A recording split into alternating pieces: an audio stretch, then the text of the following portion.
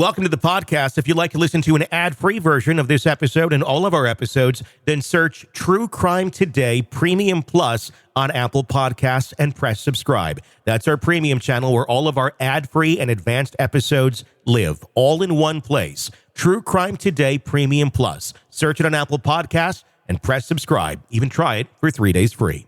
Their last breath was taken, but the mystery remains. This is Hidden Killers with Tony Bruschi, featuring psychotherapist and author Shavaun Scott.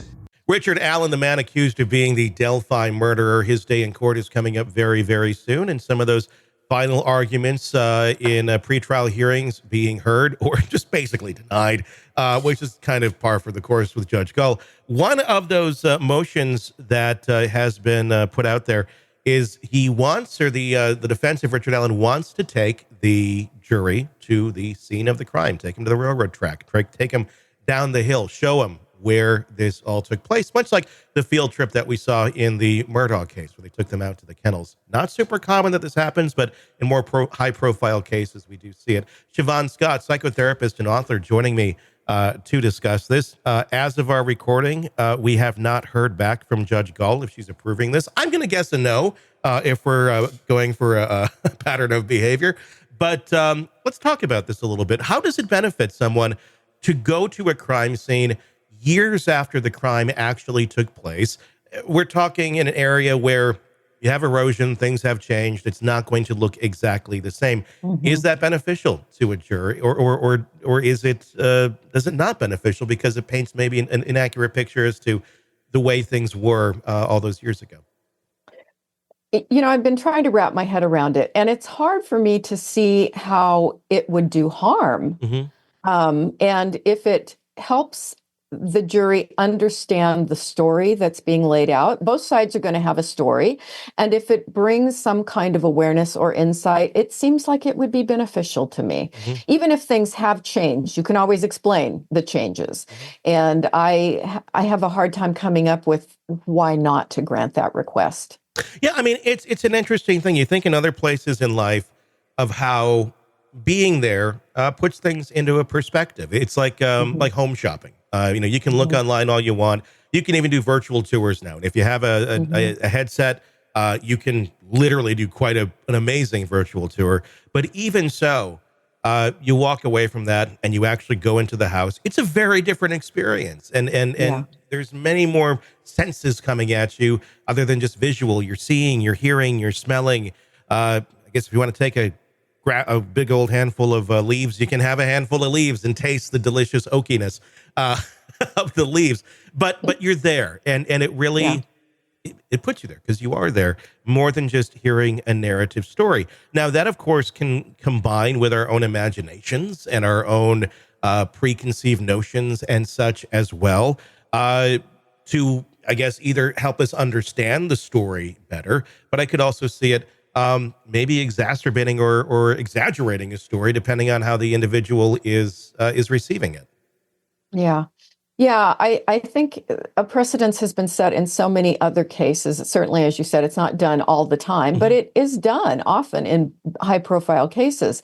And this case in particular, with the sense that there's been a lack of transparency or a hidden agenda, a lot of allegations, I think the more transparency, the better. The reason right now the prosecution saying we don't like this idea, they are opposing it, citing safety concerns. And the fact that the location has changed significantly since the 2017 killings. The court, like I said, has yet to rule on the motion. Seems like a pretty vanilla reason. It's a safety issue. Like, people go hiking there all the time. Just don't be an idiot about it.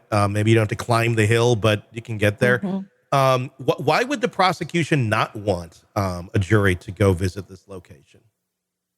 Well, everybody wants what they think is going to benefit their case. And I don't know enough about what their case is to be able to make sense of why they would see this as a problem, unless they just think keeping the jury more ignorant is going to help them in some way. Which may be the case, because there's a lot of things in this that certainly the jury is going to be ignorant on. Any of the arguments of the Odinism, not going to be in this trial. any evidence of other possible suspects that were ignored or just never followed up on, or the evidence was blatantly erased in this case, not going to be presented to that jury. There's a lot of things the jury's going to they've already crafted a very narrow sphere for this jury to be living in, almost like the second Menendez brothers case, where key pieces of the trial were never heard. Certainly it's going to lead to appellate issues down the road. I guess why? I know you want to win if you're the prosecutor, that's your job, but you're going to win and it's going to be retried. Right. Is it just in something like this because we just keep seeing the prosecution digging in? And I know Richard Allen might be guilty, who knows?